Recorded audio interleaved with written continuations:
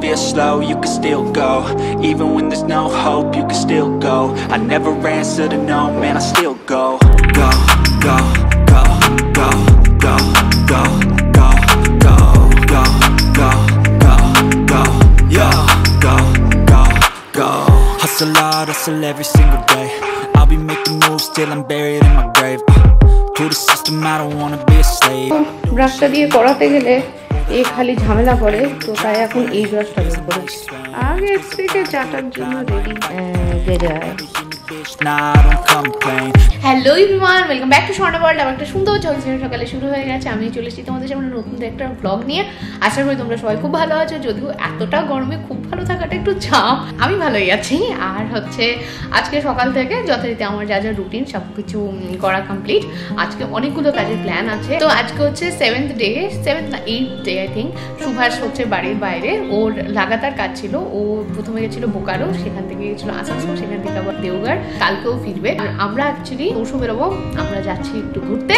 কোথায় যাচ্ছি সেটা বেরোনোর পরই তোমাদেরকে বলবো। তো আজকে থেকে ভাবছি যে একটু প্যাকিং শুরু করে দেবো, কারণ সবকিছু রেখে দিলে লাস্ট মোমেন্ট অনেক কিছুই ভুলে যায়। চলো শুরু করা যাক প্ল্যানটা। দেখা যাক আজকে দিনটা। বডি ছেড়ে দিয়েছে দিদি, আমার একটু একটু ভয় হয়।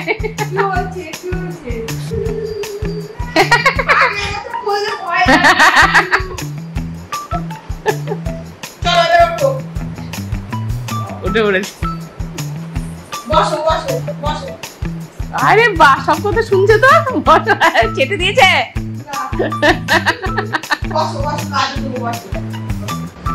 তো এখন কি করি, মোটামুটি 11টা বাজলে যখনই দেখি বাইরে দিকটা গরম হতে শুরু হয়েছে, তখন একটু পর্দা টর্দা টেনে দিই, তাতে ঘরটা একটু বুঝি ঠান্ডা থাকে।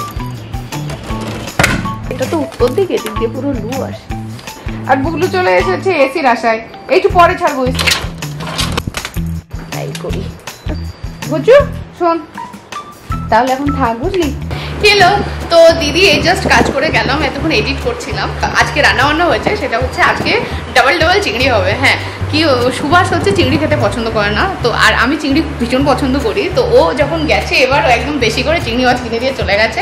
তো এই কদিন ধরে তাই দেখবে আমি ঘুরে ফিরে চিংড়ি মাছই খাচ্ছি। তো আজকে একসাথে চিংড়ির দুটো আইটেম হচ্ছে, একটা হচ্ছে লাউ চিংড়ি, সেটা দিদি করে দিয়ে গেছে। আর সেকেন্ডটা হচ্ছে ধনেপাতা দিয়ে চিংড়ি, সেটা আমি এখন করবো। তো হচ্ছে এটা আমার বাড়িতে হয় না, এটা আমি অনলাইনে দেখেছিলাম।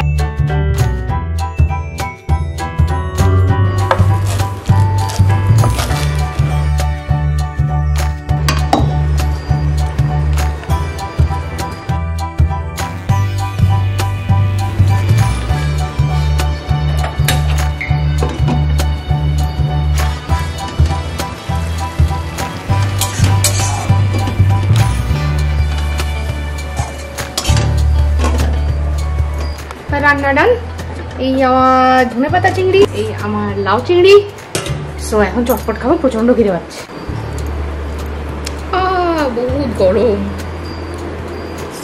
তো যারা অ্যাকচুয়ালি ধনেপাতা আর রসুন এই দুটোর গন্ধ পছন্দ করো, আমি যেমন পার্সোনালি ধনেপাতা এবং রসুন দুটোই খুব পছন্দ করি, তাদের জন্য এই রান্নাটা মানে একদম পারফেক্ট। খুব তাড়াতাড়ি হয়। আহা, আমার খুব ভালো লাগে এটা। এটা সুভাষও পছন্দ করে।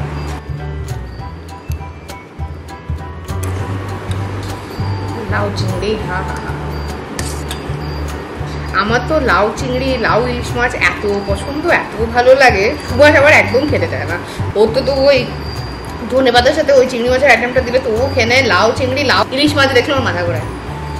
আমার খুব প্রিয়।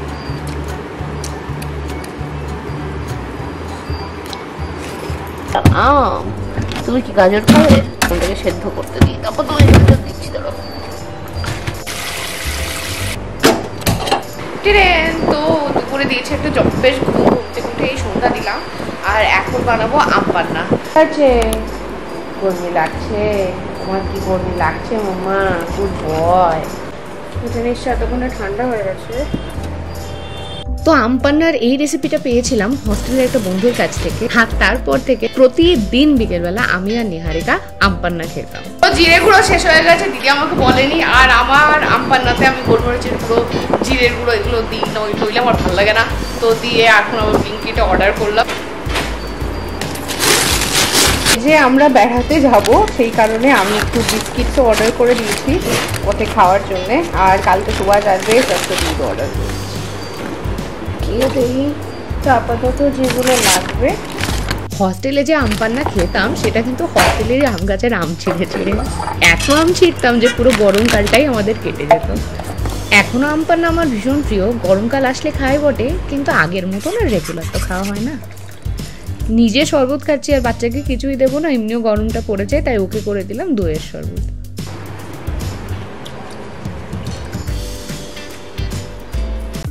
তারপর অফিসে গিয়ে অফিস থেকে আবার ফিরে আবার লগ ইন করে কাজ করে উঠে ব্যাগ গোছাতে গোছাতে বেজেছিল প্রায় 11:30। একটু এনার্জি ছিল না, কিন্তু ভাবছিলাম করে রাখি, কাজটা এগিয়ে রাখি, নইলে লাস্ট মোমেন্টে গিয়ে সব হজপট হয়ে যাবে।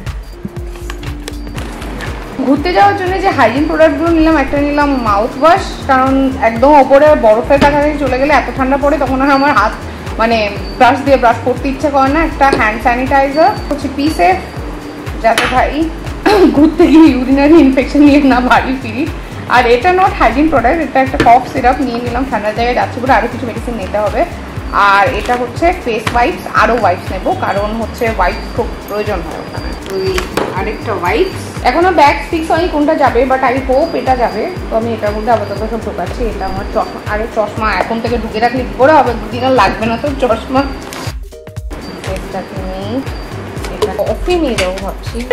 আমি তো শেষ করে দিয়েছি কফিটা। এই প্রথম জীবনে কোনো কফি আমাদের শেষ হলো, কারণ নইলে ছোট কফি কিনলেও আমাদের সবসময় জমেই নষ্ট হয়ে যায়। ফার্স্ট এটা আমি খেয়েছি, ভেরি গুড, নষ্ট করা হয়নি জিনিস। সুগারের এই ডাব্বাটা মোটামুটি শেষ, তাই আমি ভাবছি এটাকে অন্য কাজে ইউজ করে নেওয়া যাবে। দেখি হয়ে গেছে, এটা কি এবার এটার মধ্যে অন্য কিছু নেওয়া যাবে। আমার এই টাইপের পার্ল দিয়া ইয়াররিংগুলো এত ভালো লাগে, আমার মনে হয় আমার মুখের সাথেও খুব সুন্দর মানায়, যে আমার এক গাদা ওই টাইপের ইয়াররিং হয়ে গেছে। মাঝখান থেকে একটা টেডি বিয়ার কিনেছিলাম, ওটাকে খুঁজে পাচ্ছি না কিসের মধ্যে ঢুকেছি।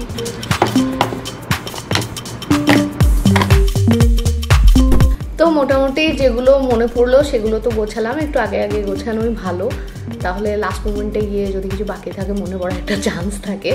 তো জামা কাপড় বা জুতো সেগুলো তো এখনও ঢোকায়নি, কি যে করি, মানে ইচ্ছে করছে একটু লাগেজটা কম রাখার, কিন্তু শীতের জায়গায় যাচ্ছে, পোশাক আশাক তো এমনিতেই বেশি নিতে হবে, বেশি লাগেজ হয়েই যাবে। তো চলো আজকের ব্লগটা এখানে এন্ড করছি, ভালো লাগে প্লিজ একটা লাইক করে দিও, সবাই সুস্থ থেকো, ভালো থেকো, সাবধানে থেকো, সন্ধ্যা বললে সাথে থেকো, চ্যানেলটাকে সাবস্ক্রাইব না করে থাকলে প্লিজ সাবস্ক্রাইব করে দিও। Good night, tata.